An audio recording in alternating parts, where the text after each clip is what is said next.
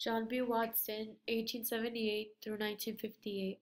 He was an American psychologist who established the psychological school of behaviorism. Watson conducted research on animal behavior, child rearing, and advertising.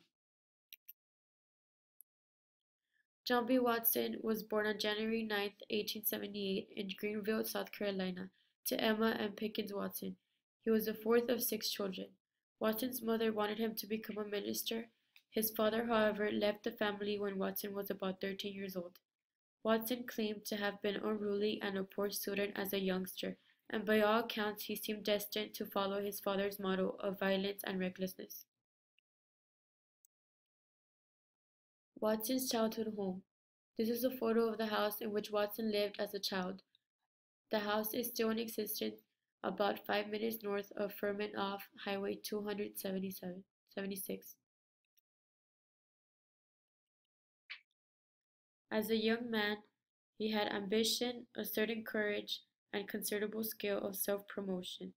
He entered Furman University at age of 16, when he was introduced to psychology. He received a master degree after 5 years and went on to the University of Chicago to pursue a doctorate in psychology and philosophy.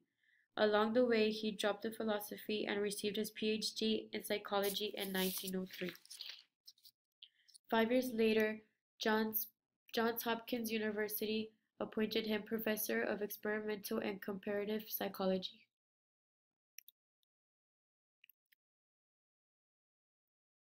Famous quote by John Watson: "Give me a dozen healthy infants, well formed, in my own specified world to bring them up in, and I'll guarantee to make any one at random and train him to become any type of specialist. I might select doctor, lawyer, artist, merchant chief, and yes, even beggarman and thief, regardless of his talents, penchants, tendencies, abilities, vocations, and race of his ancestors. I am going beyond my facts, and I admit it. But so have the advocates of the contrary, and they have been doing it for many thousands of years." John B.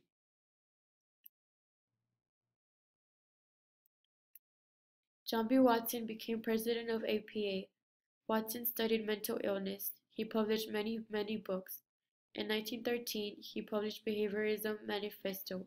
In 1914, he published Behavior: An Introduction to Comparative Psychology. In 1919, he published the most important book of his career, Psychology from the Standpoint of a Behavior. In 1924, he published Behaviorism. Published The Psychological Care of Infant and Child in 1928. In 1958, he burnt all of his unpublished works. Behaviorism is a theory of animal and human learning that only focuses on objectively observable behaviors and discounts mental activities.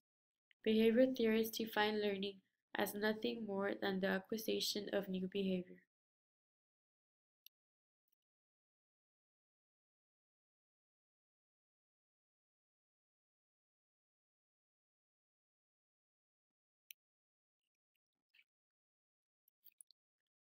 One of his experiments in behaviorism is the Little Albert experiment.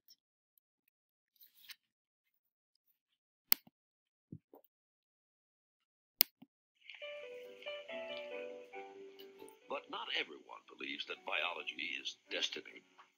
For many scientists, it's your experiences in life that count. Your upbringing, your education, your environment. Chief among these scientists is psychologist John Watson, who offers a theory that is the mirror opposite of eugenics. This was the heyday of hereditarians and geneticists who said that human beings were constrained by their genetic inheritance. And Watson was saying that this is baloney, that human beings were shaped solely by their environment.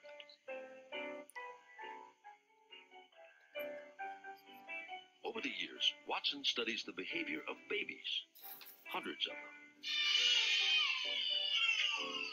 To Watson, we arrive in the world of blank slate, tabula rasa. Nearly everything is learned, even things we think are instinctual.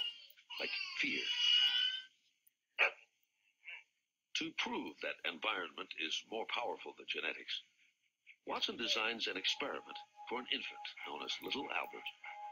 He's so confident, he films it for posterity.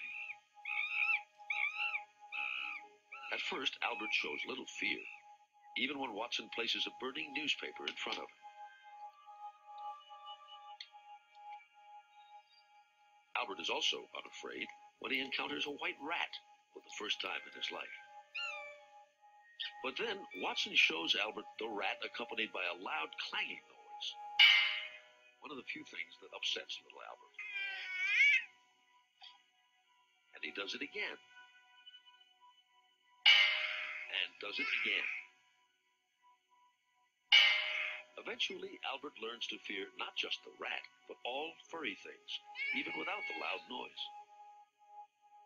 In Watson's mind, the Little Albert experiment is a success because it proves that fears are learned, not inherited. Watson calls his theory behaviorism and begins to popularize it. He urges parents to take active control of their children's upbringing by shaping their environment. To think of the home as a scientific laboratory.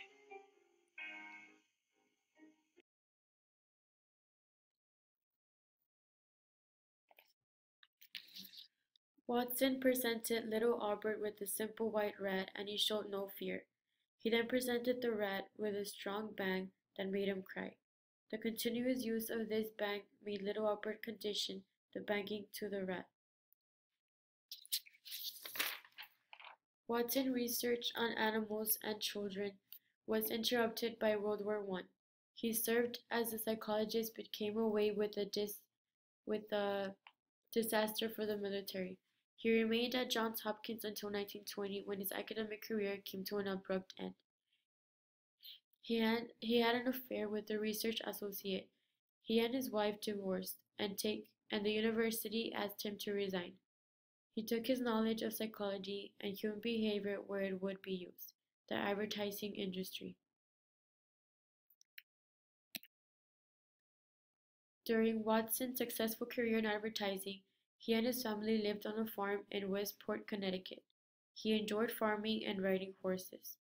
By 1924, he was vice president at J. Walter Thompson, one of the largest agencies in the U.S.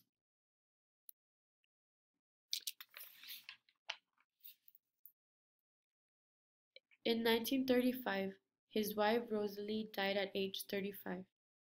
John was very devastated that he became an alcoholic and workaholic. His family became distant, and John retired from his business in 1946. His son William committed suicide in 1954, and John took all his frustration by burning all of his unpublished works. Shortly after his son's suicide, John B. Watson died in New York City on September 25, 1958.